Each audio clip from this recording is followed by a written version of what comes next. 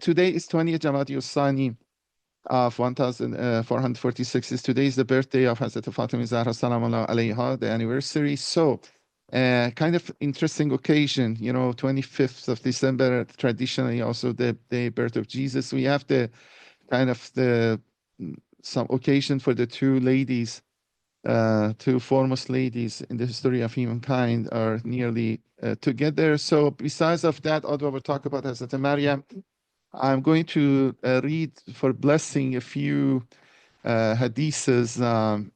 So the few of the hadiths, the 4 hadiths are about from Prophet Muhammad regarding Hazrat Fatima Zahra, and it is all from Sunni sources. So the Prophet says the 4 greatest women in the universe are Mary, Aisha, Asiya, Khadija, and Fatima. And the second hadith says the head of the woman of paradise is Fatima. So first the 4 are mentioned, the one who live in this world, and then the woman in the paradise. Then the Prophet also says, these are famous hadiths, Fatima is part of me, and whoever pleases her pleases me.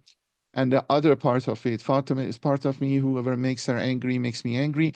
This second one is more narrated more in much more sources, in Sunni sources. So these are famous hadiths. And then to use from the wisdom of Hazrat Fatima Zahra, I also for blessing, I will read 2 hadiths. God has regarded benevolence and kindness to parents as a shield against his resentment. And God has regarded benevolence and kind. Oh, okay, I did miscopy. The other one was also regarding the family. Saleh Rahim is also has the same features. So this is the introductory part. So I will start with our usual part of our lecture with the usual part of our lecture, reciting this Qur'anic verses as we usually do for this series. And as I said, the verses are regarding Hazrat Maryam alayhi salam, and it's also somehow explain the reasons behind our lectures.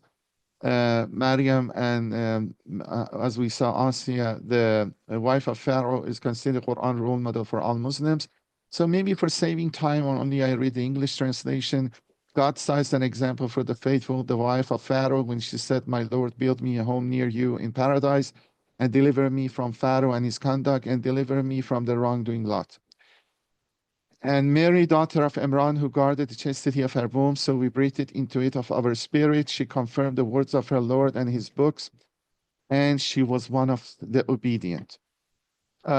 So we kind of, as said before, the surahs which discuss have some verses regarding Hazrat Maryam, alayhi salam, are ordered chronologically in the following way. The 2 main surahs are Surah to Maryam, Surah to Al Imran.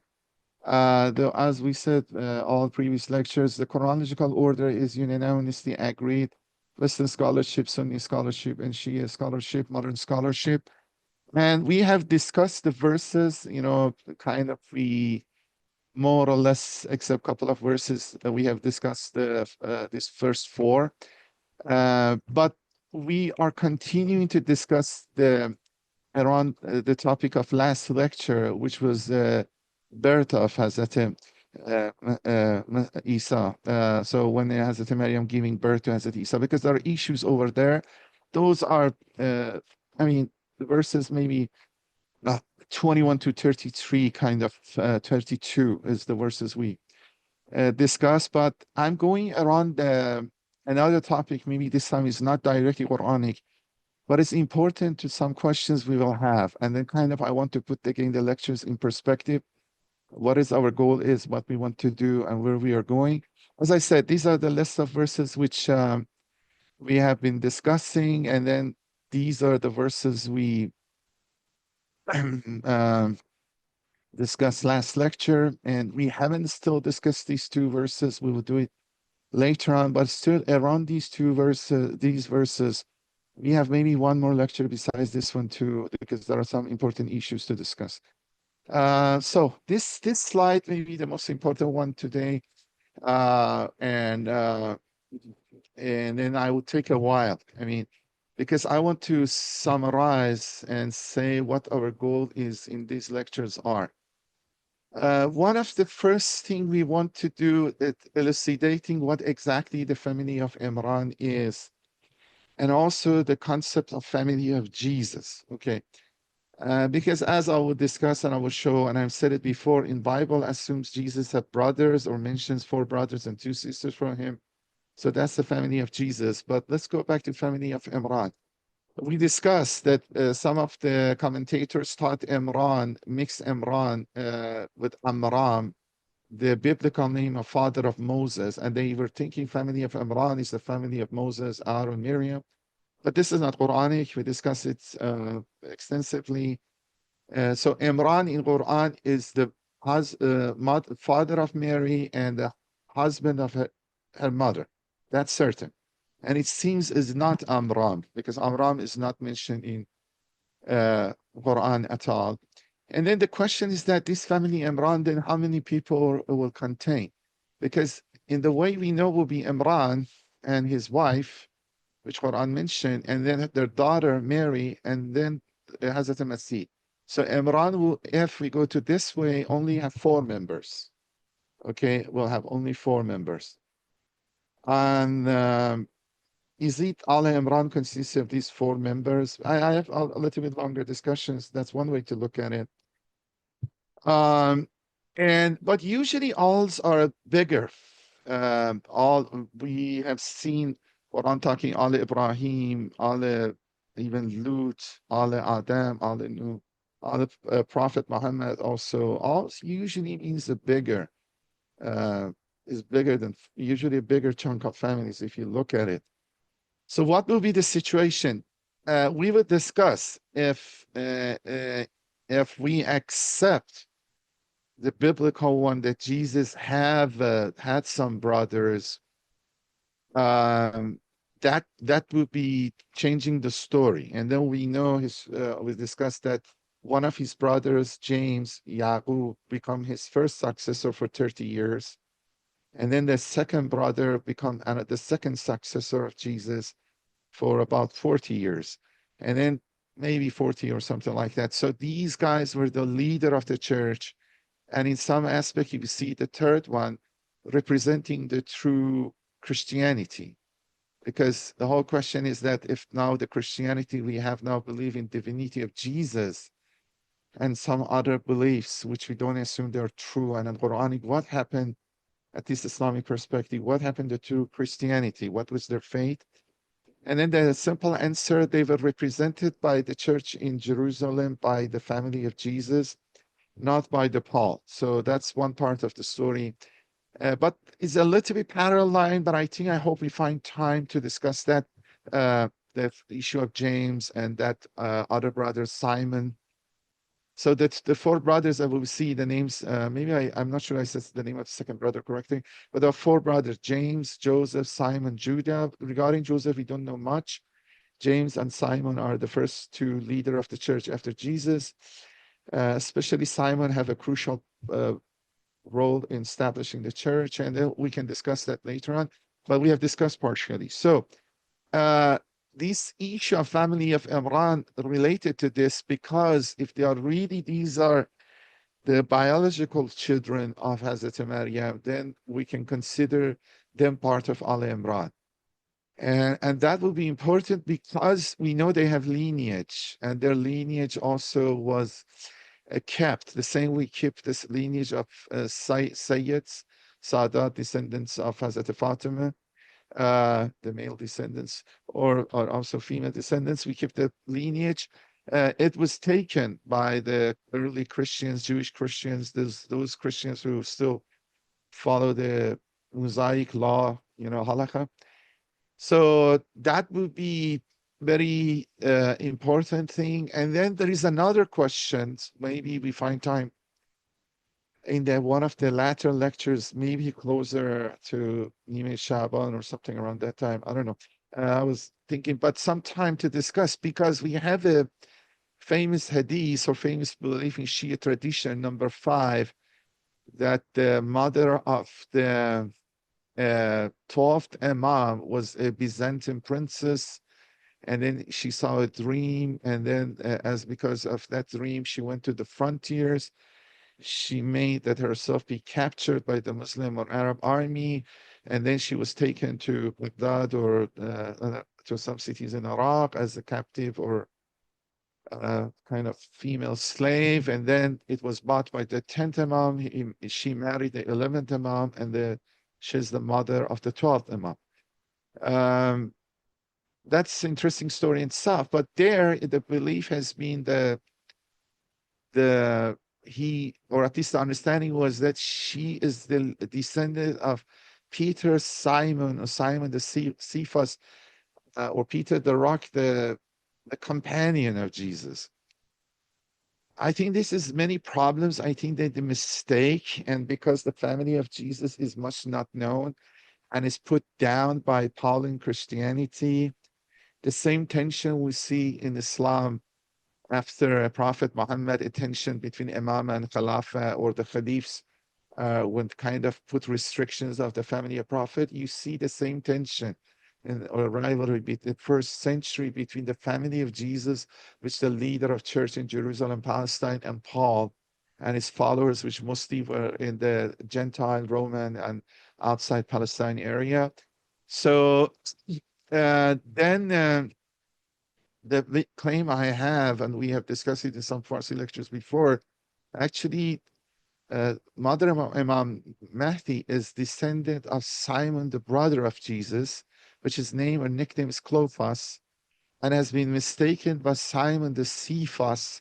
Cephas or Asafa means rock, the Aramaic, and then Peter means rock in the Greek, rock in English.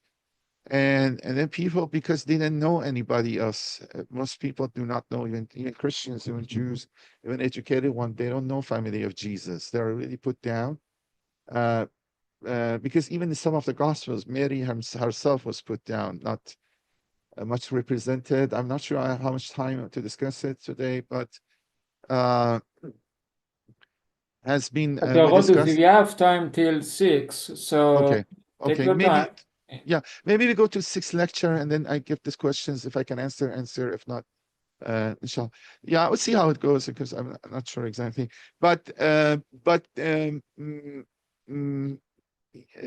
point is this. No, I can even mention it here. Maybe it's good to have this background. Look, we had a series of lectures about two chosen women, about Hazrat Maryam, Hazrat Fatima, and then it was in Farsi, but the slides were in English. But if you look over there, there is an evolution in the respect and veneration of Mary. Actually, the circle of Paul, which are really looking down to family of Jesus, they also want to suppress the information about Mary and nobility and anything about Jesus before his ministry, because they really needed Jesus as a symbol and nothing about even his teachings and so on. For example, in Paul, all the 13 letters of Paul, which takes a half of New Testament, only once is referred to Mary and as a woman, not even Mary or mother of Jesus, that Jesus was born of a woman. So you see, this is absolutely minimal. I mean, so, okay. And then you come to Mark, is very negative picture.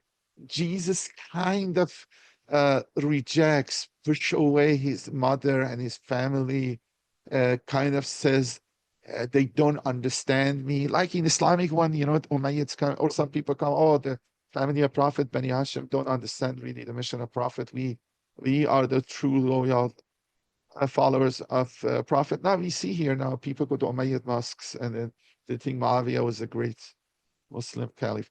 And okay, this is in March. If you go to the verses clearly, it's not my word actually.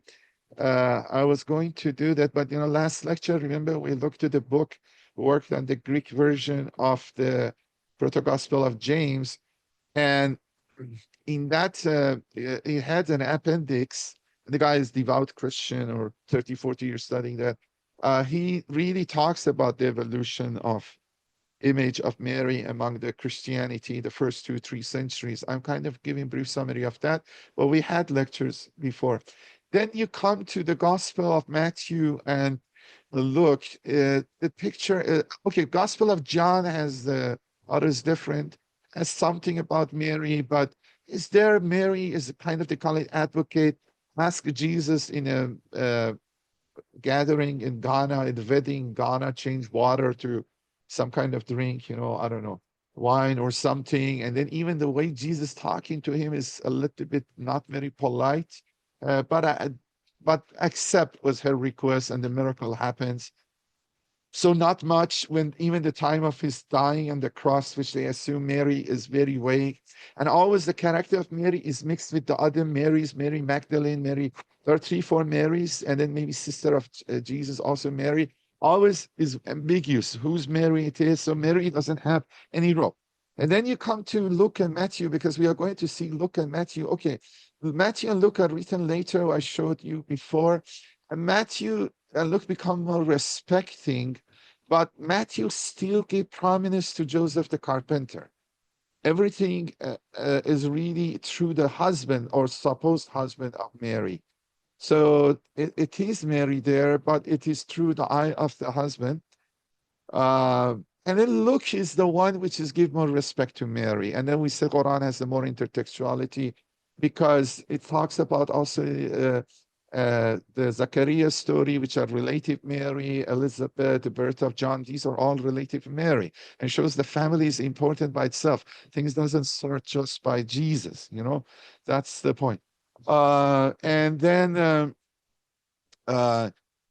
if you go to Proto-Gospel of James, which, okay, definitely even associated with James, the brother of Jesus, then you see, okay, the whole respect is there. And Quran has the most intertextuality with the Proto-Gospel of James and Luke, because Quran mentions the prayer of the mother of Mary, which is not found in the New Testament, you know, the acceptance of prayer, birth of Mary, dedication of her to the temple. So all those stuff. And then gradually, historically, the veneration of Mary started to increase in Christianity from 2nd century. They kind of rediscover her. Somehow we have in Islamic tradition too, you know, they say some Imam Zaman sometimes is stressed on it, sometimes forgotten. And then some ages come, people start to pay attention to him more. We have this kind of similar, but not, I think, as drastic as what happened for Mary. And then gradually, as we go last lecture, you know, the people, and we may have another lecture about that, overlapping lecture when we go to verse 116 of Surah Al-Ma'idah, that veneration of Mary start to increase. And then they start to build shrines remembering her, celebrating the stages of her life.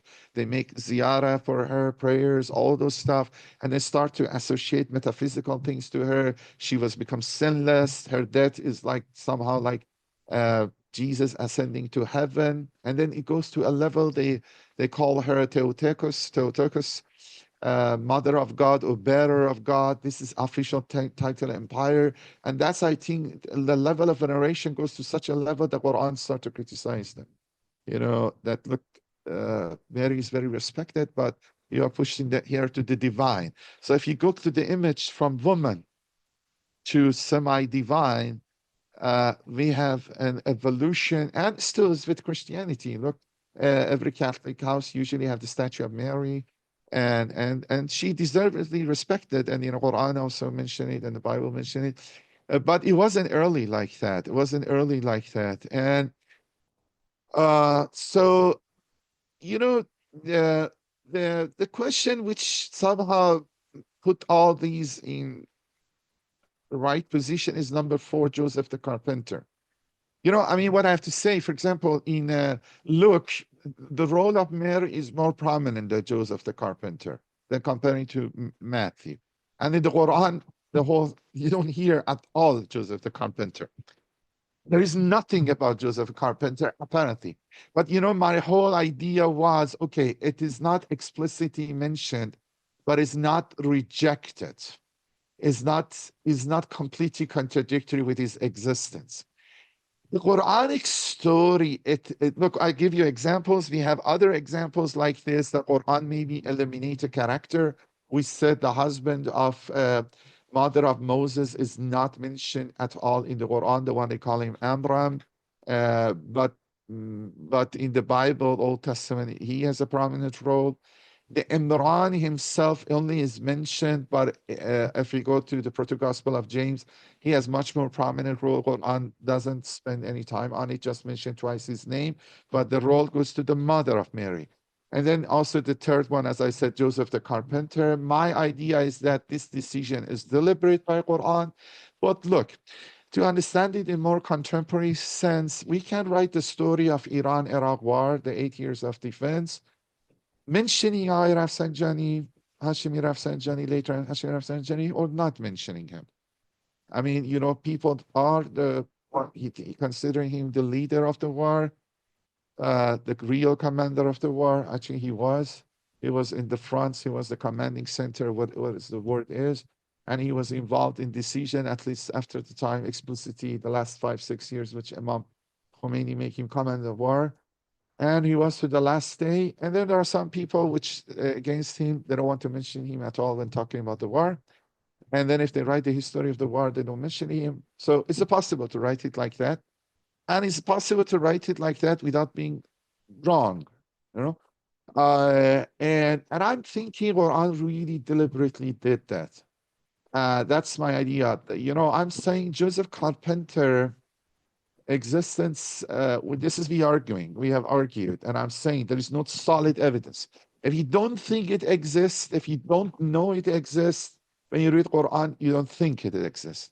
But if you know it exists, if you believe it exists, when you're reading the Quran, there is no contradiction to his existence. And then when you're reading, you're familiar with the stories, you imagine him, but maybe you're not noticing the Quran is not mentioning it. So I'm thinking a typical Christian, which was familiar with their own text, they won't see contradiction. Just, okay, you may talk about war, not talking about Rafsanjani or the prime minister at that time. The same thing has happened. And I think this is deliberate, but I'm saying there are some clues. Maybe we can say very subtly or indirectly, Quran maybe is mentioning it. But I'm saying Joseph Carpenter is kind of linking to answer many of these questions, except the second one. Actually, the second one also I didn't mention, you know, the phrase Ukhta Harun has been the source of controversy from first century of Islam, you know, 7th century. There was a guy called St. John of Damascus. His father was a very close confidant of Muawiyah, worked for 50 years for Umayyad court. The fortune changed when this Marwani decided to not be as cozy for practical matters, for not Muslims be upset from them, be too cozy with the Christians. So they kind of adopted more harsher policy toward Christians, so push the Christians out of the court. Previously, everything was under control. You know, for example, Yazid or Muawiyah, the close confidant was the father of this St. John of Damascus, or I don't know, the poet Akhtal was a Christian. I don't know. I mean, not saying, but they have much influence. After that, this guy went to the cloister or to and then become a priest, but he wrote a book, and one of the parts he criticized Islam, and one of the things he said that the Prophet Muhammad mixed Maryam, sister of Aaron or Moses, with Mary, mother of Jesus, which we discussed before, and we are going to discuss it again. And partially this lecture, if you have time to go to the end of the material, is addressing this question, really addressing this question. So today, I think solidly we put a ground for answering this question, which I will go next lecture. But what I will do is also related to the all other 5 questions, which the whole lecture series wants to focus and answer, besides some other ones. And also the Joseph Carpenter is the link for the other 4, or at least somehow it's better to accept he's existent, and then we can get better understanding. Somehow must be existent if we accepting Family of Jesus.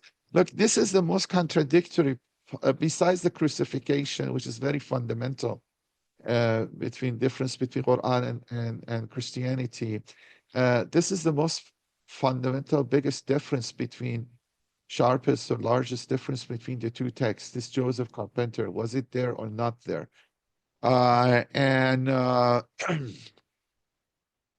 And the point is this, as I said, Quran deliberately says the story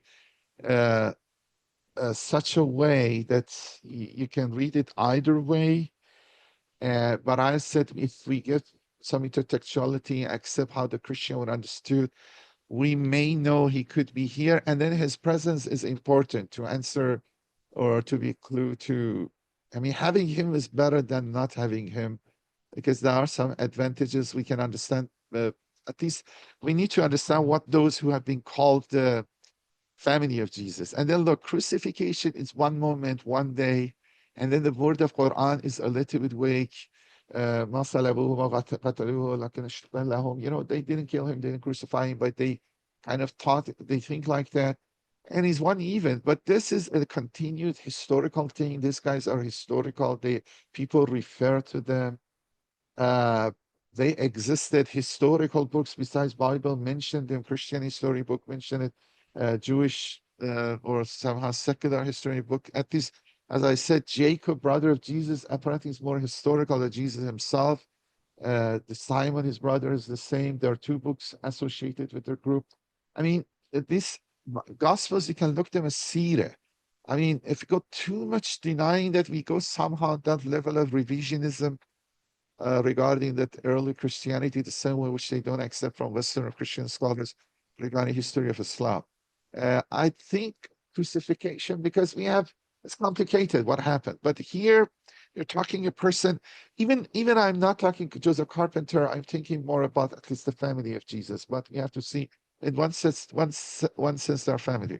We discussed before. So remember, these 5 questions would have to be our mind, at least in the next few lectures, and see how would we address them. Now, before I'm going to look to some of the verses, but I want to show you something, and then not all the verses. I want to see, you know, this one, my friend, dear friends, Mehrani Dibaji had sent it before for the previous set of lectures. I forgot about it, but then I was looking to my slides from previous sets. I saw this, and I think this is relevant to what we discussed about Joseph Carpenter. Look, a Jewish marriage involved 3 basic steps. It's good to know that. First, the 2 families agreed to the union. Second, a public announcement was made. So it's like nearly apt. At this point, the couple was pledged. This was similar to engagement today. I think for them was engagement, but it's more close to apt for us. Today, except that relationship could be broken only through death or divorce. So it's like apt. Even though sexual relations were not permitted. Third, the couple was married and began living together. So this is pledged together. Act, technically, we can live together. We don't need arusi, so Islamic one. But formally, usually they engage. Nowadays, act and arusi in Iran. Act and arusi may be done in few hours. You know, you have the act and arusi.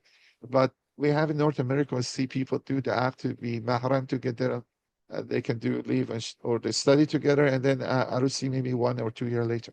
Third, the couple was married and began living together because Mary and Joseph were engaged. Mary's apparent unfaithfulness carried a severe social stigma.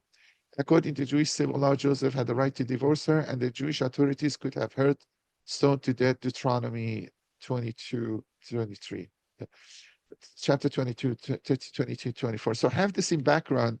So regarding Joseph, and then I said there are a few verses which I think can hint to Joseph indirectly. 344, which has been arguing, is the most important one. Surah Al-Imran 44, which we've talked in previous series lectures, and this series a lot about it. It is this issue, which is we have it in the Proto-Gospel of James, which is intertextuality. It is not in the Old New Testament. And is look, God says these accounts are from the unseen, which we reveal to you, and you were not with them when they cast lots to see which of them would take charge of Mary's care, nor were you with them, they were contending. I mean, I'm saying this is the second kefala. The first kefala was Zechariah. If I have the verses, you know, Zechariah was first kafil of the Maryam, but this is when we discuss it shortly, when Mary goes to the temple. But when it's coming out of the temple, the kafala goes to Joseph Carpenter. You know, we go to the Gospel of James, you're reading it, the context. I'm thinking this is definitely, Quran doesn't say who's the kafil, but the kafil is Joseph the Carpenter. Whether he was old, whether he had married before, have children before, whether it's just a guardian, a custodianship or guardianship, and no intimate relationship, that could be okay. I'm not saying it's not, but there is no, at least some official mahramiya, but I don't think it's necessary not to be. This is a Christian tendency to, because they negatively look in intimate relationship, looking totally negatively, which is not in Islam and Judaism. So they have that attitude. That's a long story, but this is the most important verse. And the other one, I think it's one of my friends, Haydar Dawoodi brought to my attention is here. These all can be, the next ones all can be a little bit resisted. Depends how you look at it. If you look at it this way, because most Muslim commentators, they were not ever Joseph Carpenter, or they don't want it in the story because make the story complicated. And I think this is the reason Quran took him out, because make the story complicated. The same way, if you want to tell the story of war, sometimes mentioning Bani Sad or Rafsanjani makes it complicated if you want to talk it to the Lebanese. Well, especially in the last 20 years, not very positively imaging Rafsanjani, and then you want to talk with them. He was the leader of the war. Things doesn't go very easily. So if this is the strategies, and the wording Quran is very interesting. Here, look, the whole question is that whether Jesus and Mary has other children besides Jesus. After Jesus was born, she got biological children or not. And then here, the mother of Mary give birth to Mary, and then notice she's a daughter. So look, we have here, when she bore her child, she said, "My Lord, I have born a female child." And God knew better where she had born. This is some sentence in the middle. God says, "And the male child she expected was no match to the same of the female child she had born." And then here, Mother of Mary continued to talk. "And I have named her Mary, and commend her and her offspring to you, care against the evil of the outcast Satan." So here it says, "Inni u'izaha bika wa zurriyataha min shaitanir rajim." Here it says, I kind of I seek protection for her and her children, zuriyataha, her descendants, from this shaitan rajim to you. Like we say, Auzu billahi minash shaitanir rajim. Now the question is that what is zuriyataha? I mean, is it one only Jesus, or because we know Jesus doesn't have children, okay? Or besides, except you, Dan Brown, but or his books and so on. But Da Vinci Conspiracy or something. But the point is this: if you believe that after Jesus born, Mary lived with Joseph Carpenter, or possibly after the death of Joseph, married her brother, which also the Jewish custom. Because the female need custodian, we have discussed this. Then the other brothers will become among the Zuriyataha. And then their children become Zuriyataha. And we know their descendant continue, and possibly one of the descendants is Nargis Khatoon, the wife of Imam Mahdi. So this would be very different. This would be different.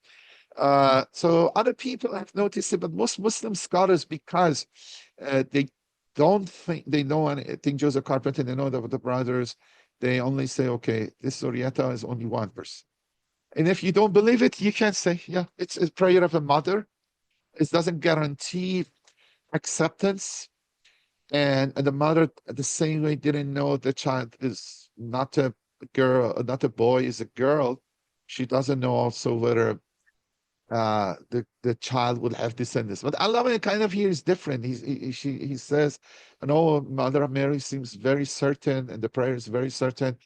It seems she knows something about unseen. But again, Allah is the unseen. For Allah, Zuriyata is only Jesus. But I'm saying, because Quran mentioned this prayer, and usually this kind of prayers means acceptance, It wouldn't mention the economy of the Quran and stuff like that. Although this is insider tradition, I think this prayer is accepted. I know it's hard to, as I said, this verse, you cannot push it, even necessarily say, oh, this necessarily means Jesus had other brothers, because only maybe Jesus be the Zuriyata. But I'm more inclined saying it is like that. And if a Christian would hear that, then naturally say, oh, yeah, there are other descendants. Although we discussed it, the Christians' views are different. So this is circumstantial. If you believe it, you can see this vindicating you or supporting you. If you're not against it, you can easily explain it away. So Zurriyataha means there are other children there. But then if we go to the other verse, which the one I really more interested, okay, there is one other one. We have to go to Surah Maryam. This was very indirect, and then I will go to the first one is the most strongest. The second and third are not as strong, but you can see can indicate. And the fourth one, I think, is stronger than the second and third. Look here, when the angel annunciates that Mary will have a child, it says, قَالَ إِنَّمَا أَنَا رَسُولٌ رَبِّكَ لِأَهَبَ لَكِ غُلَامًا زَكِيًّا. This is our long discussion of the fourth lecture. He said, I am only a messenger of your Lord that I may give you a pure son. She said, how shall I have a child, seeing that no human being has ever touched me, nor I have been unchaste? So there are two repetitions. لم يمسسني بشر ولم أكن بغيا. I mean, in the sense, both are saying the same thing. So one sense, one of them is redundant. And then Surah Al-Imran, with the same story, it says is one is used. But if you look here, and Allah made a distinction, Allah says, Lam yamsasni basharon means, you can have a child two-way, a legitimate way, or a fornication, illegitimate way. The first one is legitimate way. Lam yamsasni basharan is indication, a polite way of marriage. And like we saw, Quran is very indirect. He talks when, for example, Potiphar's wife Zuleika wants to invite Joseph. He says, I'm ready for you. So just that. Quran is very, very, is contrary to Bible, other books is very, indirect and polite. Lam akun baghiya is fornication. Now, lam yastasni basharan is, if we looked at the definition of marriage, we said, and then the one I read from Dibaji sent. And then imagine she's in that status. So she's betrothed, she's out, but there's no, then she doesn't say, I'm not married. I love it distinct. The first one is legal married way. The second one is fornication out of marriage, having child. Okay. Now put the second one aside. The first one, she doesn't say, I'm not wedded, I'm not married, or she doesn't say, I'm not married and I have no relation out of marriage. If you ask this question person like this, maybe the answer, I'm not married and I have no relation out of wedlock or something like that. But she says, no, he won't touch me. Yeah, it could be, again, indirect. You can explain it. But it could be exactly that middle situation. She's engaged, she's wedded, but no relationship established. The word matches. This exactly Bible said they are in the second category. They are really legally binded together, as we know the whole story. But it wasn't the typical Jewish wedding because it was a temple. The Lot came, God decided, miracle happened, Joseph was chosen. But actually, I read in these few weeks another gospel of the birth of Mary. There are some details, maybe which wasn't in the proto-gospel of James, and the story was more clear. So exactly after Mary was, Joseph was chosen to be kafil, husband, custodian of Mary, they went through the same regular process, exactly the same typical process of marriage, requesting, betrothing, and taking her. But then he took her to his home, but he went immediately to trip or business. So this verse also, I think, is indicating, I'm summarizing all the arguments, Quranic arguments I have for Joseph. But the one I myself was more kind of my first time when I jump on this line was attracted to was this verse. this verse. Look, we know that according to the Bible and other stuff, Mary lived in Nazareth, but she's not from Nazareth.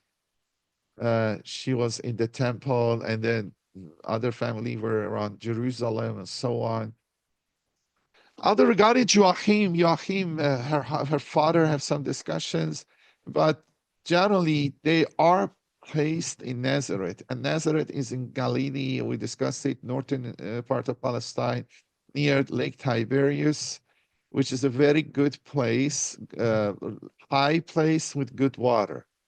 So exactly matches the translation. We made the son of Mary and his mother a sign and sheltered them in a level highland with flowing water. I mean, this is the location Joseph the Carpenter lives. This is the Nazareth. This is the place the biblical story mentioned, and Jesus did his missionary. So it's very odd to Mary as an individual person alone go live over there. So I think indirectly this is the place, and usually the female, even Islamic times, for example, Ja'far ibn Abi Talib wife died, the brother of Imam Ali, they give him marriage to Abu Bakr. Abu Bakr died, they give him brought her back to Imam Ali. That's the result, son of the former wife of Ja'far ibn Abi Talib from Abu Bakr is in the house of Imam Ali. So I think this is the case. There is a fifth verse to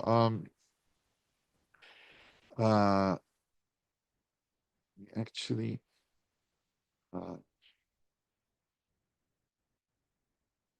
suddenly anyway, I just lost my line of thought. Let me I go see, just I can remember the fifth verse which we were discussing. Yeah. The fifth verse is very indirect, because I think the first and fourth are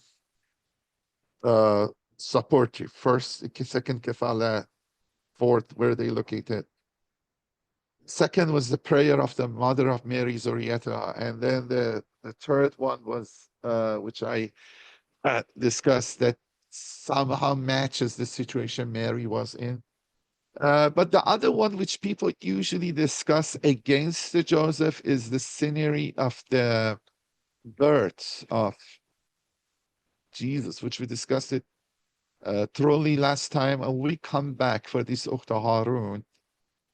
But apparently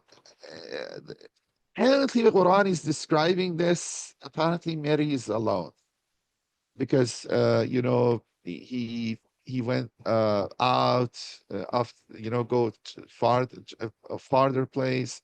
Then the birth pangs coming, and then he leaned on a trunk of the date tree, which was dried. And then she started to say, I wish I had died before this situation and been forgotten and beyond recall. And then Jesus was born and then start to talk to her miraculously, said, okay. Thereupon he called her Jesus from below, saying, do not grieve, your Lord made the spring to flow at your feet. We discussed it all last lecture and the lecture before. Shake the trunk of the palm tree, freshly picked dates will drop upon you. Apparently, Joseph is not here. I'm saying, can be without mentioning it, because even as I said, when you go to the hospital, the wives give birth, the presence of you doesn't change much. You cannot do much about it. And we discussed that, all the scenery on intertextuality of the Proto-Gospel of James, which Quran really mentions. Some of it makes sense that Joseph be there. Kuli washrabi v'ghari aynan. But then, okay, I go faster, Let me read English. Eat, drink, and be comforted. And if you see any human, indeed, I have vowed to fast all beneficence, so I will not speak to any human today. Here, I think a little bit strong argument, Mary was alone. It's possible she gave birth alone. But the point is, I said it before, look, regarding the Mary's recognition, people, that Mary's pregnant, things is complicated. It's not that people recognize he had a child or pregnant just after the birth. Because just from a few weeks or few months after pregnancy, people sawing her would notice she's pregnant. And then if we go to detail a biblical story, which I haven't done that, actually the commotion and the kind of the questioning start even before she gave birth. And then after that too. So because I mean, either you have to assume the moment she got pregnant, she left and nobody saw her, and she lived for 9 months alone, which doesn't make sense, somewhere in jungle far away. Or as I said before, you have to assume the story Quran is narrating is very concise.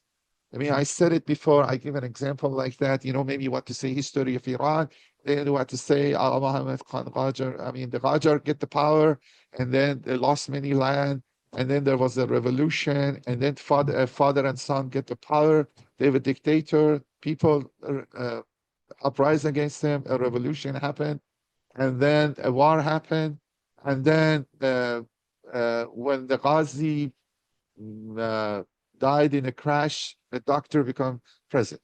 Okay, I mean, you understand what I'm saying. All the history of Iran, and all of it is right, but many important parts drop. And if you're far away, you understand who's Ghazi, what's the doctor, what I mean, heart surgeon. Quran's story here is very alluding. And I think there is a way to discuss this scene. I'm not going to do that today, but maybe, I don't know, we have time. Look, the challenging part is here. It's apparently Mary, people when read it thinking Mary give the birth, coming back and immediately go to the village square and people, or temple, and people saw her with a child in her arm, and then people start to rebuking her. People said, then carrying him, she brought him to her people. They said, oh, Mary, you have certainly come up with an odd thing. And then, oh, sister of Aaron, here is the translation's lineage, which is correct interpretation. Your father was not evil man, nor was your mother unchaste. Threat. Thereat, she pointed to him. They said, how we can speak to one who's yet a baby in the cradle. Okay. Then here the question is, if you look, even Allah discuss it, the wording, you can say the child, maybe the child is a small, in Farsi we say bache gahwari, infant, or the child kept in the cradle. But the way the wording is like people are hinting to child in a cradle, because you use math and math sabiya. So it's not bache gahwari, it's bache in gahwara. And then, so if really the child is in cradle, so how Mary find time to make a cradle? Or so maybe Mary doesn't immediately after giving back home go to the village square to temple. Makes sense to go home. Makes sense to, or the other story. And then this is a later time. I mean, you don't do that. You don't need to see. You're tired, you get buried, you're far away, which we said Gospel of Gospel of James. You don't go to the village square, you go home. Okay, later on we have time to go. I mean, I'm saying this is the strongest part, I think, argument against the presence of Joseph, but I believe is not contradictory. That math allows us to assume maybe he went back home with the Joseph Carpenter, and then they went to the temple, put naming the child. Or actually, if we accept flashback, which some people have done, some of the controversy regarding the whole thing, but the Quran clearly wording says is after the birth, because so they start to say, this, I'm saying this, it wasn't easy that this 1,000-year people do not go toward the Joseph. This 3 verses here is the strongest, I think, against the way they put together the verses here. You don't feel there is a Joseph. This is not as silent, is more against, for example, you're arguing as you have an important role in war. But I think if we didn't do that. If we go to the intertextualities with I skipped those parts. With the Proto Gospel of James and other ones, I think there is a way that Joseph Carpenter is there. Then I said, all of these is solved, either you are engaged or not engaged, if you have a husband or you are alone. When you come with a child, no matter Mary was engaged or people know she is engaged, or married or not married, if she comes with a child and claims no man is the father of the child, I mean, it doesn't matter you have engaged or your first stage or 0 stage, first stage, second stage, third stage, or many years of marriage, of wedding stage, you need to have miracle, because nobody believes it. I mean, maybe it's your husband and the father, or maybe your fiance is the father. You shouldn't go get together, but you guys didn't keep that second period, or some other guy or so on. So I'm saying when the miracle happens, which is Quran has it, when Jill doesn't have it, have a problem. We discussed it last lecture. This this lecture, this issue will be there. So I'm saying still, I think if you are a little want to defend, you can still see Joseph Carpenter here. So I kind of went through those because it's crucial to answering all those stuff. Maybe not true, maybe true, but that's the crucial one. And then regarding the name Imran, one of the friends said something which is more or less matched. We had what we saw in the previous lectures. You know, what Imran means, because there was also dispute what the Imran is. One of my friend, I met he saw that this is Farsi, but said I heard in class that Yəhoyāqim was the name of the father of Mary. Then in Hebrew is a combined word of Yəhoyāqim. So Yəhoyāqim. The Ye is Jehovah, like Jehovah, Yahweh, Yahweh, and the manai, its meaning is the one who got set it up, who God helped to stood up, the one who God built, you know, made, set. And then is has some root with the Umran, which in Arabic means construction or building. And then we said maybe the name, because the whole question was that what is Imran in Quran related to Joachim, which is in the Gospel of James. Now we see similarity. Joachim means that, and Imran. First we thought maybe he's the job of Amram, father of Mary, was construction. He was a businessman working in the construction in the Roman town close by. He was a carpenter, but carpenter usually more, the word in Greek more than carpenter means bana, is more than najjar, because like in US, many of houses are built from wood. So even you're a builder of a house, you're effectively a carpenter, a good carpenter. Much of the houses in US are from wood. So and then also the other commentary he made is that also in Torah, very often the establishment and holding or of the covenant with God and Abraham and his lineage is the word Hikim, which is the second part of Yəhoyāqim in the name of Joachim is the important one. And also this word in Torah is closely connected to Berit, which is as you can see, let me put it here. I will establish this Vahagimuti, my covenant as everlasting covenant between me and you, your descendants after you for the generations to come, to be your God, and God descendants after you. And then also we know that this issue all is mentioned, Ibrahim, Imran, and so on. And then the point is this, we discussed this before, you know, that some of the ideas we said here, we had in this slide before, that Joachim, the name of the father of Mary in Gospel of James, is somehow related to Amram. And then we noticed there is something about the root Ain, Amran, and then we know from that root that it's not the typical derived. Amran is not the typical way driving a word from a three-lettered root, but it has been done. Like names like Osman, Bazban, Sobhan, Sakran, Herman, you know, all these words have been derived, but it's not the typical one. And then we said it is somehow, it's again in the first line we had it says, he whom Yahweh set up. But previously my emphasis mostly was on his job, but now I'm really thinking, okay, it's solved. Imran really literally means Yəhoyāqim, Yəhoyāqim, which is in the European pronunciation, become Joachim, which name sometimes changes. You know, we have Yaqub have become Jacob and then James. So this is also answered. And then the other issue about some people say, okay, it's no problem. Family of Imran is only 4 people. What's the wrong with it? Imran, his wife, Mary, and Jesus. I'm saying, okay, it's not wrong, but usually all means bigger. And then even all allude, because the people, all the examples that were on here are usually bigger families. Ibrahim, Noah, descendants of Noah. The Adam, you know, we are all descendants of Adam or Prophet Muhammad or so on. Even Lut, which is the Quran mentioned about all Lut, only his wife was killed. At least we know he has 2 daughters. Okay, those daughters were saved because Quran says is najaynahu wa ahlahu ajmain. So he and his family, except the wife or la ajuzan. I mean, even it's not very clear. The old one, the ajuzan was left over there. So the other ones were saved. Maybe his wife will become old, or maybe even another lady.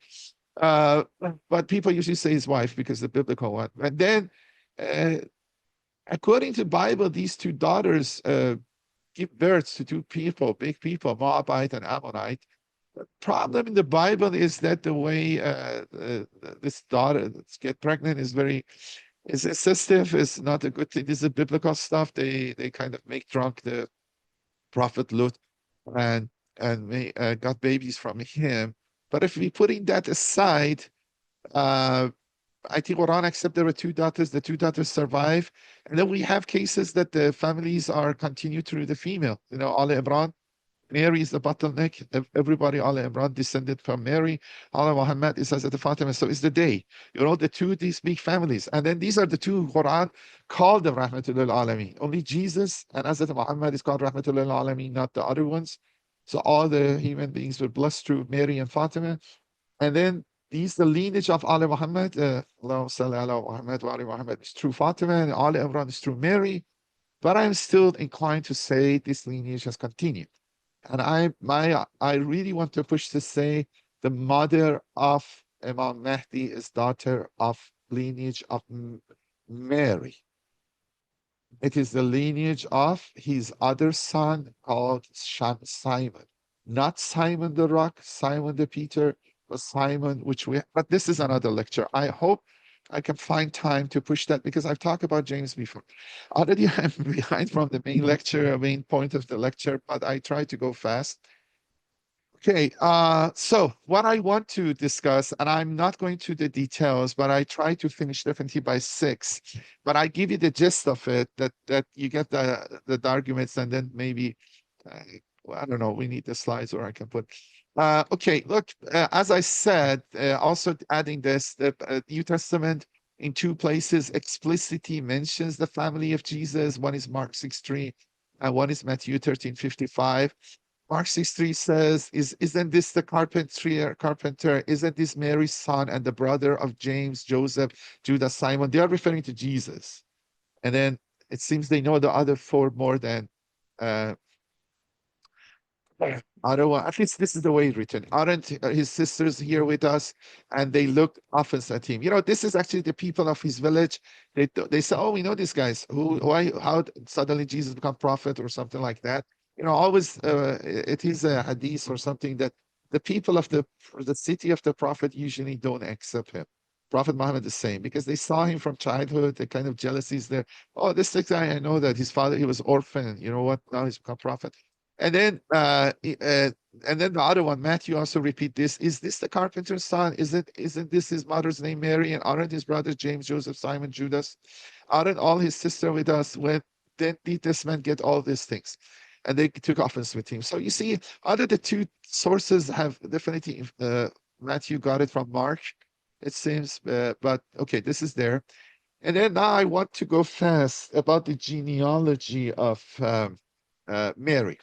Because this, look, let's go back. If this doesn't answer all the 5 I want today, which maybe you not agree, because that much depending you accept Joseph Carpenter exists, some of it. But at least this part you can agree. Why Quran call it sister of Aaron? Because you saw that the translation says Mary is descendant of Aaron.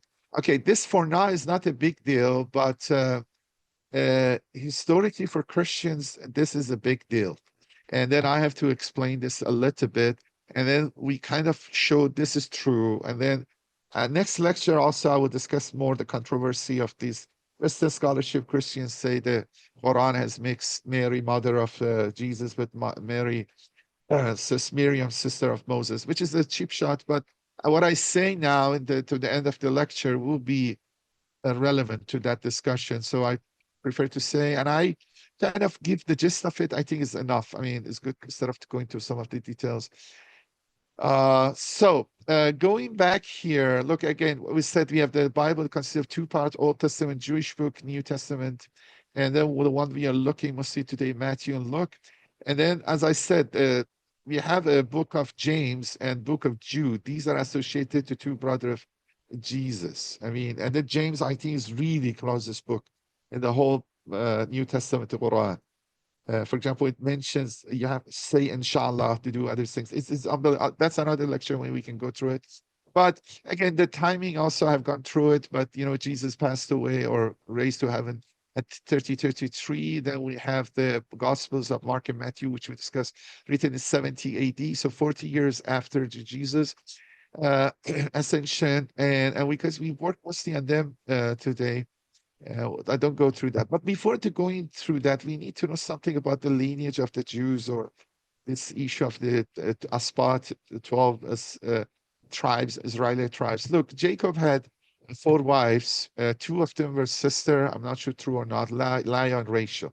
And then each sister have a servant, Kenaz or female servant. Zilpah was Leah's servant, and Bilhah was Rachel's servant. So all married to Jacob and give him his 12 sons. And then there was at least one daughter or more, Dinah. The point is this. I mean, I'm not going to detail the story. That's the story in itself. But the point is this. These are the name of 12 sons. Joseph and Benjamin have the same mother, Rachel. And then Rachel was the actually favorite wife of Jacob. Actually, Jacob wanted to marry Rachel. Leah was the older one. The story, the Bible, I know is strange. Said, but this is a custom we have in Iran too. The older daughter should marry first before the younger one. They don't let. I've seen. Anyway, this is a custom in Iran. And then the family, they don't want Rachel married, Leah not married. So they make Jacob drunk, and then at night they send Leah in as the wife to their room. And then in the morning, Jacob wake up and notice, he's married with Leah. And then they talk with him and said, okay, if you're good and stick with Leah, we can let you marry Rachel too. I mean, this is the biblical one. I know that it doesn't match with the Quranic Islamic Sharia, but who knows? Maybe the Sharia was like that, or maybe they made up the story. But anyway, these are the 12 tribes. Quran also mentioned 12 spot. Okay, Joseph and Benjamin are important, but not for today. What is important for us is Levi and Judah, these two, number 3 and 4. Judah is the lineage of David, is Dawood the prophet. Solomon are from the lineage of Judah. And the other 2 prophets, Moses and Aaron, are the lineage of Levi. Okay, so here David and Solomon with Judah, and is a bigger tribe, and and Levi is the Aaron and Moses and Miriam. But that's not the only thing. The important thing, which is very important to what we discussed, is this. This is like Sadat, the descendant of the Judah, that is the lineage of David. According to some biblical verses, they should be the rulers of Israel or Israelites. The kings, the rulers, the one who are temporally rulers, the worldly rulers, should be the lineage of Judah, the lineage of David. This is a big deal for these guys. Look, right now they're cautious to not calling, I'm not sure Netanyahu which branch it is, but do not calling the prime ministers of Israel necessarily the rulers of Israel, because they are not necessarily Davidic. That's their belief. And then part of their belief is that the Messiah, the one who's Messiah, the one who come end of times and somehow establish the worldly rule of the Jews, or the kingdom and the material, worldly, powerful kingdom, or establish the Davidic and Solomonic empire and kingdom, must be the lineage of Judah. Okay, have this in mind. So that must be Davidic lineage. Not all of it, like Bani Hashim is bigger than the Sadat. Sayyids are descended of, not every, for example, descendant of Jafar ibn Abi Talib are not considered Sadat, but the Sadat or Sharafa are descendant of Hazrat Fatima, or not even are a descendant of Imam Ali, for example, from Muhammad Hanafiya. But the other side, Khoms goes to all Bani Hashim, is bigger. Khoms covers even Bani Hashim and even a little bit bigger. Historically was like that. The same here, the lineage, they call it Judah, but is descendant of David. They should be Messiah. Okay, but the other side, there is Levi. This Levi, Aaron and Moses are his descendant. And then priestly duties. The one who do the function like especially the temple, the one can work in the temple. and like Khuddam, Imam Reza, but this is bigger. The priestly, the one who can do the sacrifice, they can be leading prayer. They must be Levites. They must be the descendant of Levite, descendant of Aaron. And then we know Zachariah was, we know Elizabeth, his wife, was, we know definitely as a result Yahya was, we know the actually James, the daughter of Mary, was. This is indirectly because he was James the Just, the brother of Jesus, or alleged brother of Jesus was. They could do the priestly duty. You must be a Levite. You cannot become Khadim, for example, Haram Imam Reza, for example, if you're not a Levite. You cannot do the sacrifice in the temple. You cannot go do the prayers. And then they have rotation. You know why Zachariah could pray? That they have each branch have 2 weeks weekly rotations. And then every year, 2 weeks, I think, they totally are responsible for that.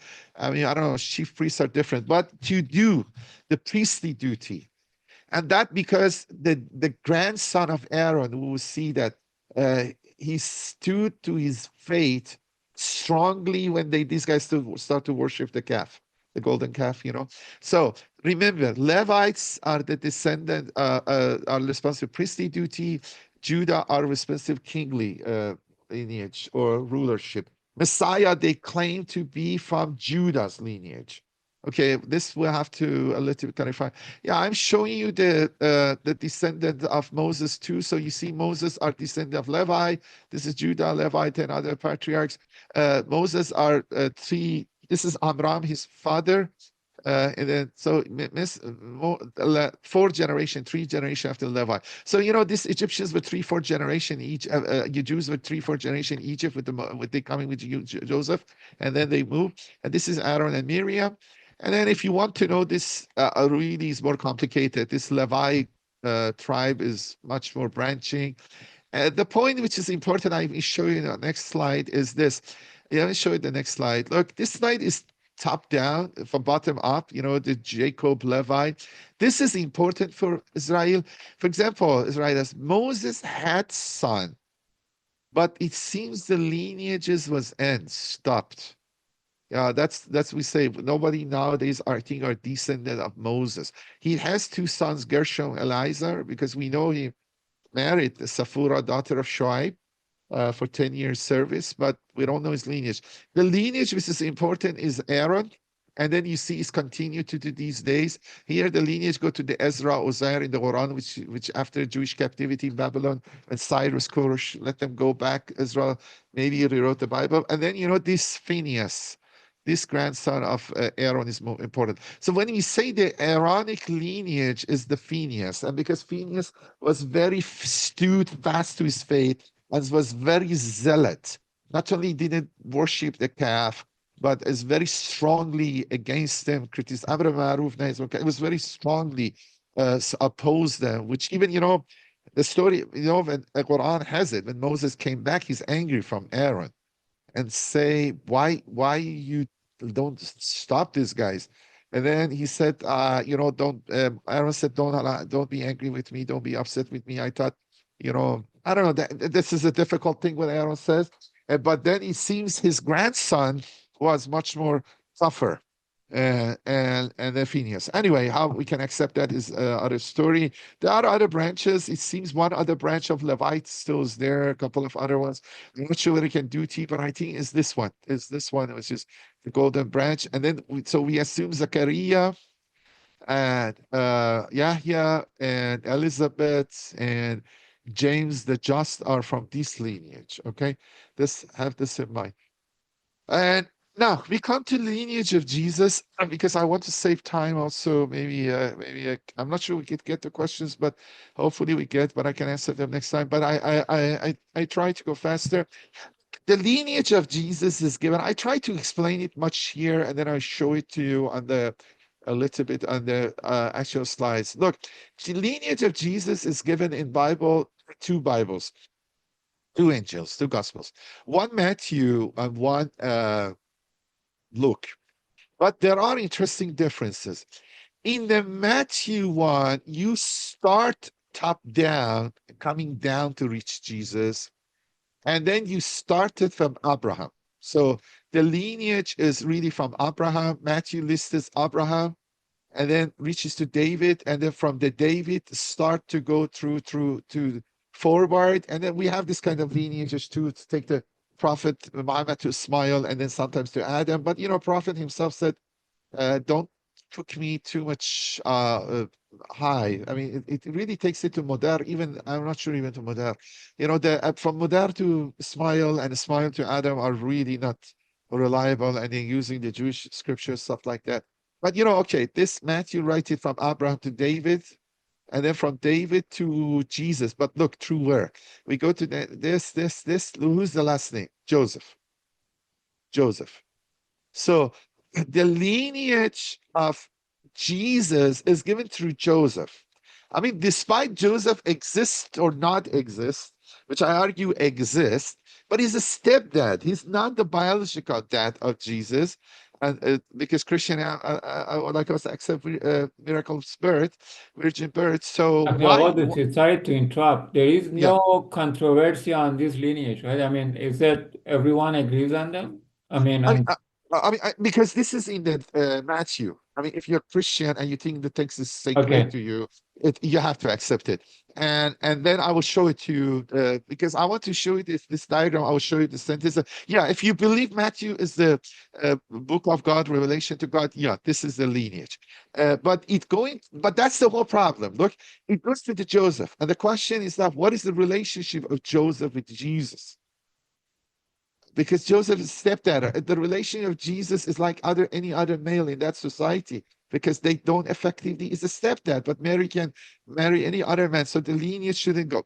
But the problem they had, and as I said before, we have to have in mind, and then there are some details, discussions we can do with the details. We cannot go today. But look, the Matthew was written. It is the first gospel. Everybody open the Injil, Bible, Injil, read New Testament, read that first, and frame their mind. This gospel was written toward Jews, more the Jewish audience, and influenced by the Jews, and written in the Jewish custom. They have the habit to write the lineage through the male. And we have the Arab society too. When you have the adopted son, after a while, you treat it like your own son. And then, Qur'an kind of dismantled this part, the whole issue of Zainab bint Jahesh and Zayd ibn Haris, and then the adopted son are not like your son. That's the reason a prophet could marry the Zainab, which married before with the Zayd, that this adopted son is not biological son.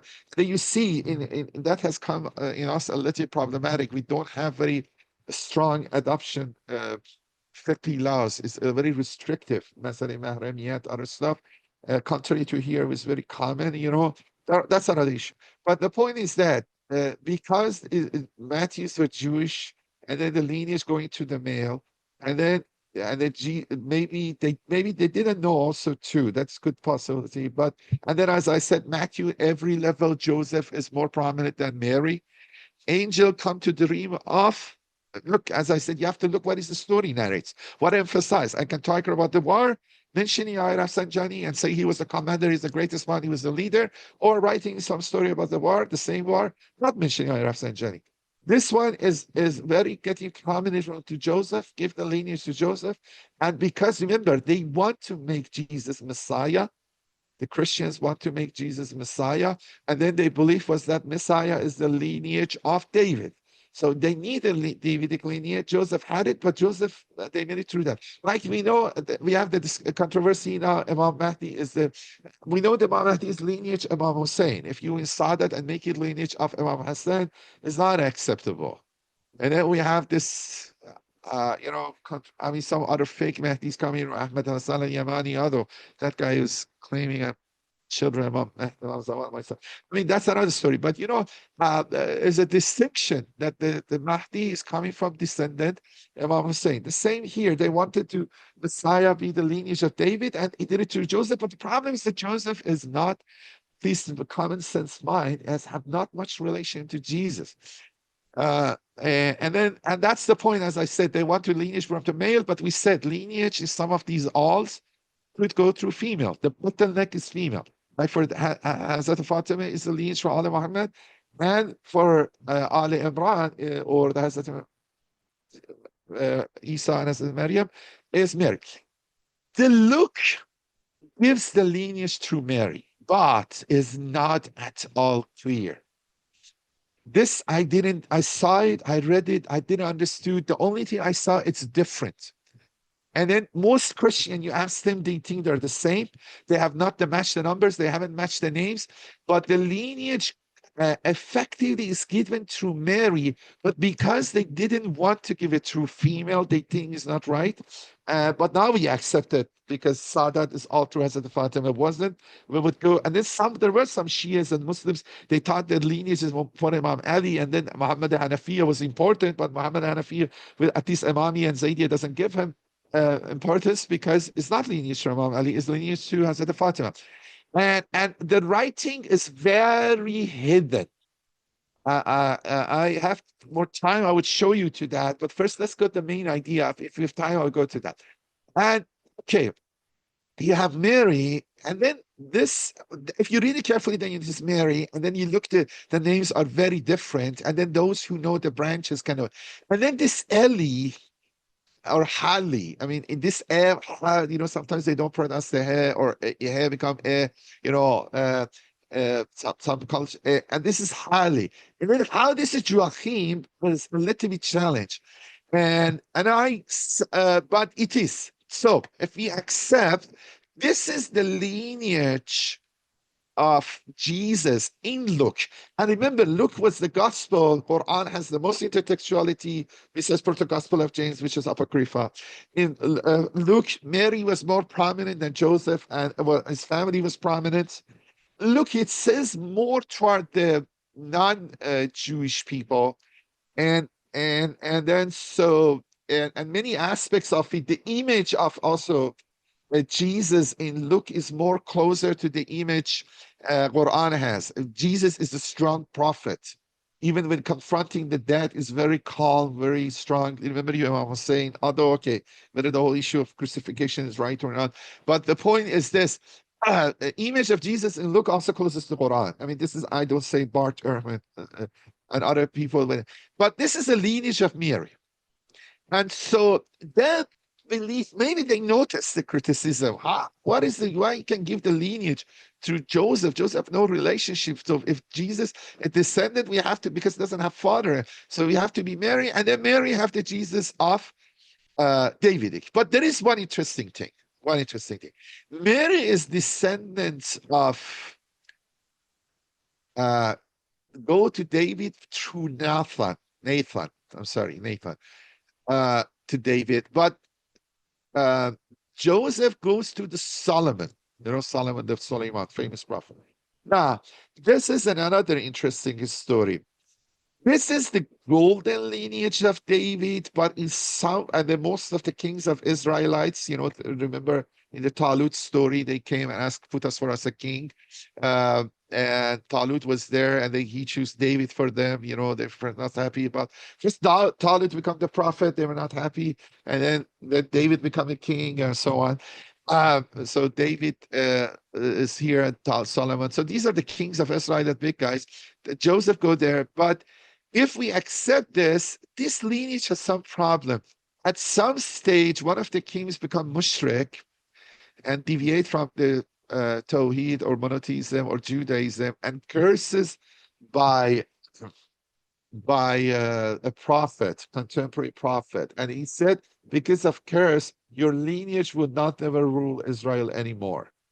This, we accept it or not, this is a belief they had.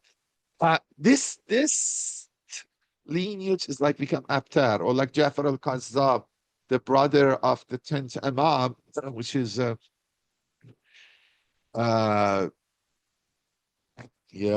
of 10th Imam, become the for example, testifies against, said Imam Hassan Askari didn't have any child, so he testifies and he claimed an inheritance and so on, but he was Kazzab, so his lineage is not accepted. But the lineage of Mary to David is through Nathan. They're not a prominent role. They were not much kings. They were pious men and living mostly, pious lives. But they're still lineage of David. And then the same we can see for the Prophet Muhammad, you know, all the Jewish prophets from the lineage of Isaac, but then we have Ismail, which for a few thousand years nobody was from there, but Messiah, Prophet Muhammad and the Messiah are lineage of Ismail. So here Mary is descendant of David, at least through her father, but not through Solomon, but the other son of David, Nathan, which is not cursed. So these lineage are not famous, they're not kings, they're not powerful, but they are descended lineage. Okay, this is one thing. Okay, you can compare it.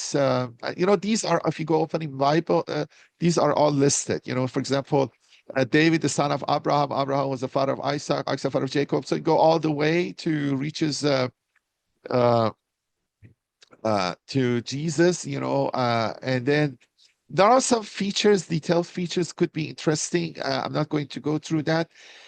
Then we have the same for Luke, but Luke has one difference, as I said.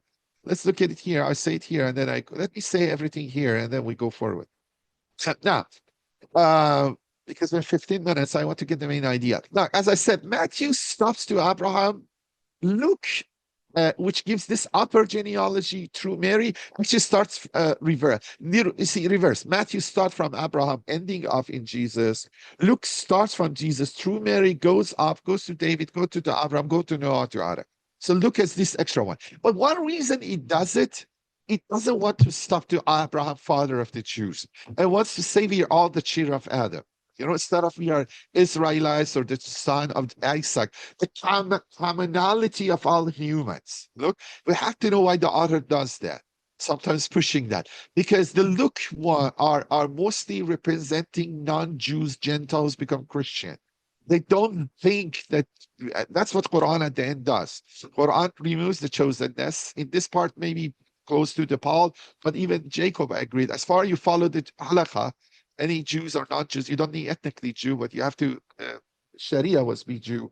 And so, but the point is this, that's the reason genealogy goes to Adam, because the commonality, all humans, all we are all Adam, instead of emphasizing all Ibrahim or something like that.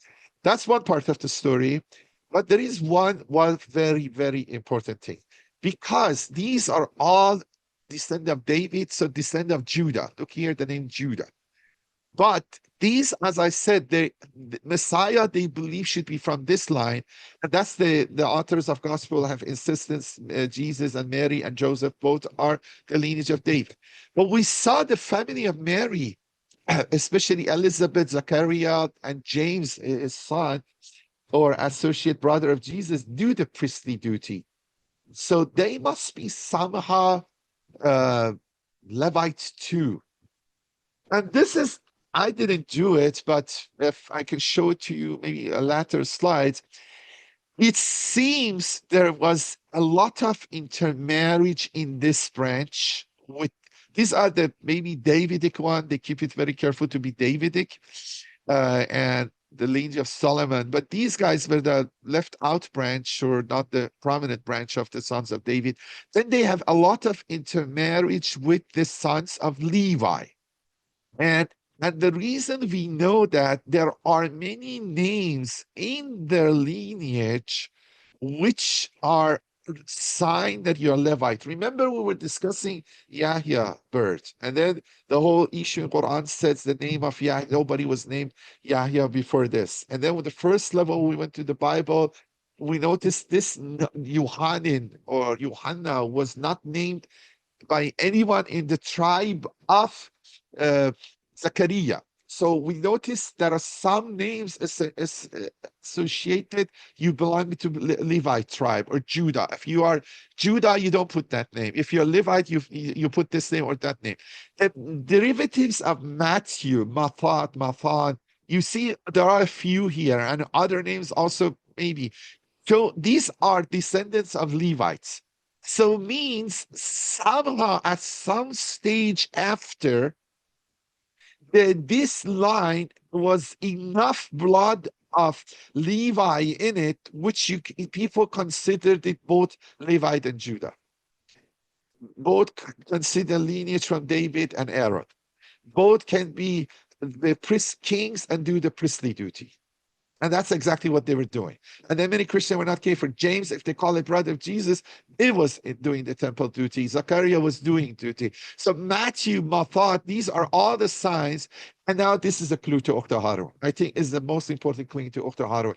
Maybe it's not truly a daughter of Aaron, because Mary is not. So why he doesn't call Benta Harun? Because Mary is not. If you saw that, I can call you Benta Imam. If you're son of Zahra, or son of Imam Hussein. But if you are not literally the daughter, but you are enough married to be part of the family. That's one meaning. But I think the more important meaning. And I think the one they knew, and there was an honorific title, that you are enough wedded to the family to we can effectively consider your females, Ukhna Harun, you like Maryam, and can do the. I mean, there are other explanations too. We can go next lecture, discuss it, but I think this is the new one. This is the important one. This is, I haven't seen Islamic scholarship say much about it, and I'm indebted to the Professor James Tabor about it, because I want to say one more thing before finishing to get the ideas. Look, one thing, this is a parallel lineage, and then this is good to see. Look, this is the genealogy, Matthew and Luke, and only compare it to the Abraham, but Luke goes higher. Okay, till David, they're the same, which they should be because both assume Davidic. But then we have Solomon and Nathan, and then we know this is the lineage of Mary to Holly, which is the Joachim, and then he says Joseph, his son-in-law, Holly. So if you really want to take the Jesus line, should be here. Till here, they're different. So any common, reasonable person, but there are more names here. That could be a question, maybe even they didn't know completely the lineage of Joseph. Those guys who wrote it, just they have some vague idea because Joseph was there, they put it. After this, they again, they're very close. There is intermarriage, and that could be so besides the lineage of the Aaron here that make you enough to be Levite, and besides you're directly from David, from Nathan, there is a marriage between the two branches of Nathan and Solomon, like two Sadat Hassani Husseini married together. So and then there exists some female in this line. So those details here also, there are in this line you have more female because Mary is here, there is another female here, and the detail of the lines have some interesting stuff, but I cannot, we can go through that. But this, what are Heli, how we can become Joachim is a discussion. But then I was showing you this Mathathis, Matthias, all these Mathatha, all these are Matthew derivative, are sign of Levite, and make this lineage of David also be Levite and priestly duty. Okay. And then one funny thing is that, or I shouldn't say that way. One interesting thing, very strange thing is this. When Luke goes to the end of this, maybe, I mean, not funny actually, I'm sorry. Really important, interesting. Look, when you take the lineage of Jesus through Mary and up to David, to Abraham, Abraham, Terah, that whole issue of what is the father of Abraham, Azar or Taruch, Nahor, all those stuff. So go all the way down, Noah here, and then from Noah, Enoch, and then, one of these pre-flood, before Noah, and then Seth and Adam, it goes to God. And it calls Jesus son of God. And, so look, you say son of Adam, the son of God. That is called Adam, son of God. And that's interesting. If Adam is son of God, so there is, in that sense, your look says Adam is son of God. So when you're calling Jesus son of God, Jesus is not different from Adam. And that's why we say, look, you cannot make Jesus divine, either making killing God and making God non-divine, or if any mechanism Jesus can be divine, all humans are divine. And the Quran, this is very interesting intertextuality. Maybe Quran is aware. It gives this example. Look, unfortunately, I forgot to put English translation.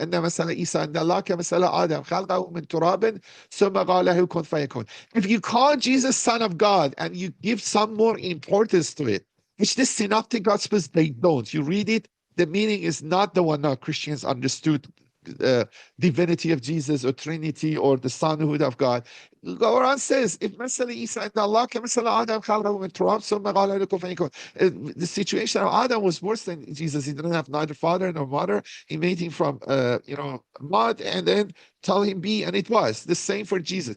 But I think Quran has somewhat, it shows some knowledge of this, the Gospel of Luke, that effectively is, if Adam called son of God, Adam the son of God, so Adam son of God, Jesus son of God, so this son of Godness must be understood in a different way than later Christians understood. Okay, this is one point.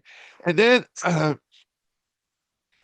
as I said, I got much of it from Tabor, but I explained much of the stuff we needed to see. There are issues. You can go to the verses with put the priestly rules, made the Davidic rules, and so on. There is one part I think is important, and I finish with this. So what we conclude is this: Mary has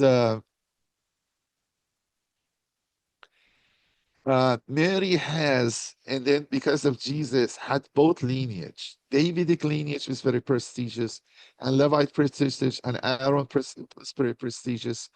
And it's like somebody is both Sadat Hassani or Hosseini, or even Imam Sadiq said that, okay, look, guys, Sunni scholars, I have both lineage from Imam Ali or Hazrat Fatima and Muhammad Abu Bakr. Because from that, Muhammad ibn Abu Bakr was raised in the house of Imam Ali. A great scholar came out, Qasim ibn Muhammad ibn Abu Bakr. And then Imam Sadiq was the grandchild of that Qasim ibn Muhammad Abu Bakr.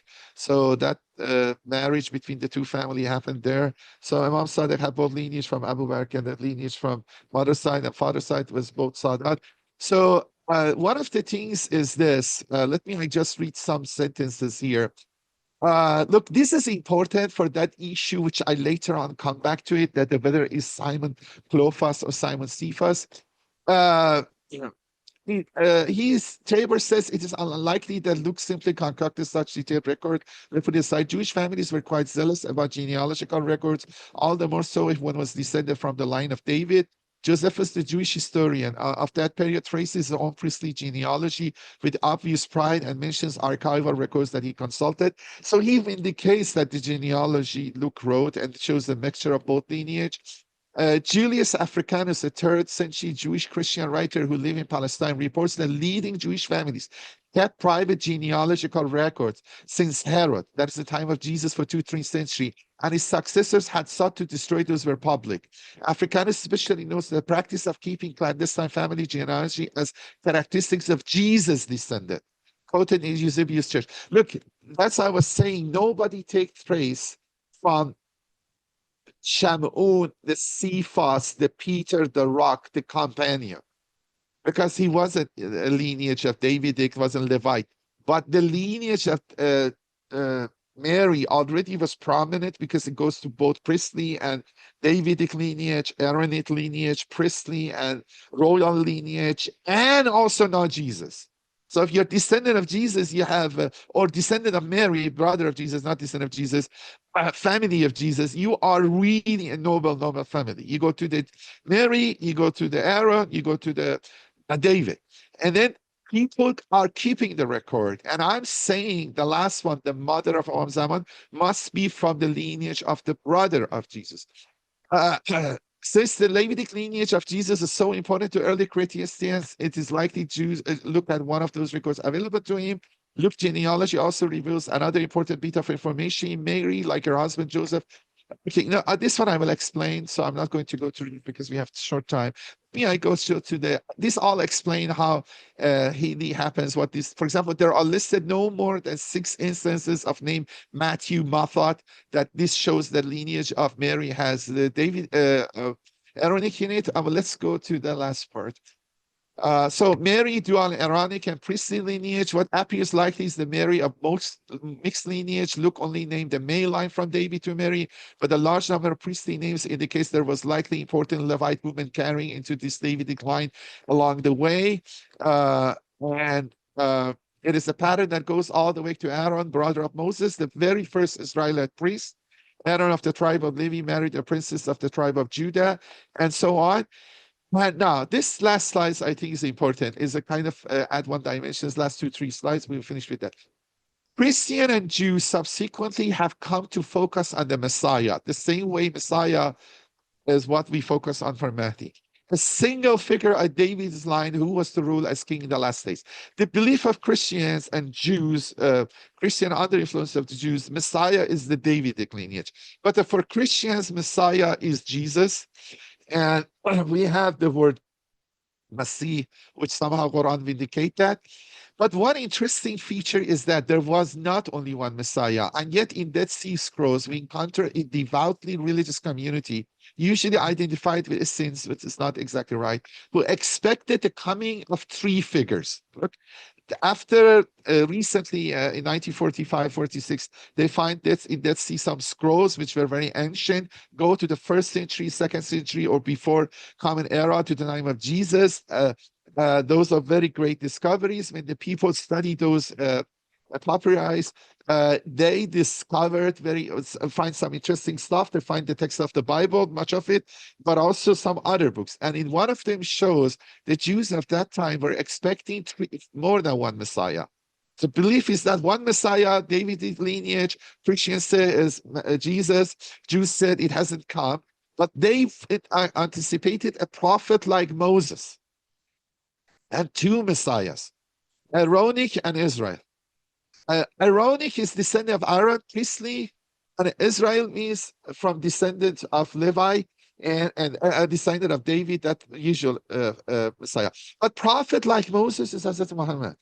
You know, the only prophet like Moses came with the same way as Prophet Muhammad. So the Dead Sea Scroll shows they're anticipating 1 prophet, 2 Messiah. Now, 1 Messiah could be Jesus, depending which lineage we claim or combine.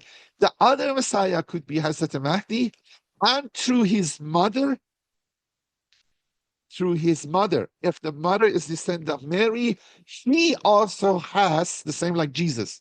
If Jesus is a descendant of Mary, if Nargis Khatoon is descendant of Mary too, through that other brother of Jesus, that lady also have dual lineage from Aaron and David, and then Hazrat Mahdi will have also lineage from Aaron, David, and Hazrat Muhammad, and could be one of those messiahs. Because nowadays the belief neither Jews and Christians are anticipating 2 messiahs, they're anticipating 1. But the community at that time, 1 prophet, which came as Muhammad, and 2 messiahs, and then can make that the Mahdi and Jesus will come at the end of time and make the 2 messiah. The clear statement in Dead Sea Scrolls community rule, these are codes over that scroll, but they shall be ruled by the primitive precepts in which the man of the community for first instructed. They have rules. They have to live by that until, like we say, we are in Ghaibat Soghra, we have to live accordingly like this until we are in Ghaibat Kubra, until we the greater occultation, until the Mahdi comes, the rules may change. They were first instructed until there shall come the prophet and the messiahs of Aaron of Israel. So they're anticipating 3 people. As I said, the Messiah of Israel is clearly the Davidic king, but the Messiah of Aaron refers to a priest figure, also called Messiah. This insight fills a gap in our understanding of Jesus' dynasty. The Jesus dynasty, we can call it Al Imran. Various texts begins to make more sense and fit together in a way that has been previously overlooked. As we said, the English word Messiah comes from the Hebrew word Moshiach, which means simply anointed one. The equivalent Greek means Christus. The name Christian has come from that, means anointed. And from that, we have derived our familiar terms Christ, meaning Messiah. The word refers to sacred ritual in which oil was poured on the head of a chosen individual to officially confirm him either as priest or king. A prophet typically carried out the installation of one chosen by God, but in either case, whether priest or king, the candidate have to have proper bloodline to qualify. Now, that means Hazrat Mahdi and Masih, Isa Masih, both combined can combine priestly and kingly duties. And that's Imamah in Shia. Imams have the Khilafah and Imamah rules. Jews were lineagely different, but in the 2 are combined. So they want, maybe the Jews didn't get it. There are 2 messiahs, but the 2 messiahs can function both, and a big prophet. Most people are surprised to learn that the very first messiah in the Bible was Aaron. He was anointed as a priest by his brother Moses and referred in the Hebrew text as Messiah. So we see Aaron was. This was hundreds of years before the prophet Samuel anointed David. An anointed priest has to be descendant of Aaron, an anointed king to be descendant of David. That was their understanding. But now you can have dual. A person can do dual function. Now, I kind of this last slide, I think. Mary, the mother of Jesus, was a direct descendant of King David, but she also had bloodlines to Levite or priestly lineage descendant of Aaron. This is evidenced both by her genealogy, her kinship with the family of Elizabeth, mother of John the Baptizer. In later century, after the biblical era, the father determined one's tribal affiliation, while the mother was seen as the guarantors of child Jewishness. Things were not so settled in biblical times. Women in the Bible are spoken of as bearing seed, and the same Hebrew word Zara, literally seed, is used to refer to offspring of either men and women. So, the lineage can go from men and women. Sadat can go from men and women. And occasionally we see some people claim Sayyidness from women too, or something like that. They keep learning. Still, women has the Fatima in the lineage. When you have it, other women can be. Qur'anic users could make claim to being from the seed of David through the lineage of his mother. So the point is this. The conclusion is this. Mary was both lineage of David and lineage of Aaron, not directly lineage of Aaron, but enough it's in family, qualify their family to be able to take in responsibility priestly duty. So can be doing Messiah as a rulership duty and priestly duty. And then, okay, this will solve Ukhta Harun, I think, problem or question. And then I have some other arguments, as I said. Maybe the same goes for Hazrat Mahdi with the lineage of descendant of those. And then we discuss those stuff. And then this all a little bit hangs on if regarding Hazrat Mahdi. For Ukhta Harun doesn't hang on Joseph Carpenter, only hangs on Mary lineage. But the other ones we have biological children of Mary. So I will stop here and then we continue with this verse. أعوذ بالله من الشيطان الرجيم بسم الله الرحمن الرحيم إذ قالت الملائكة يا مريم إن الله اصطفاك وطهرك واصطفاك على نساء العالمين يا مريم اقنتي لربك واسجدي واركعي مع الراكعين. Thank you for your patience. I apologize for the delay we start and then it went long. Thank you very much for your patience.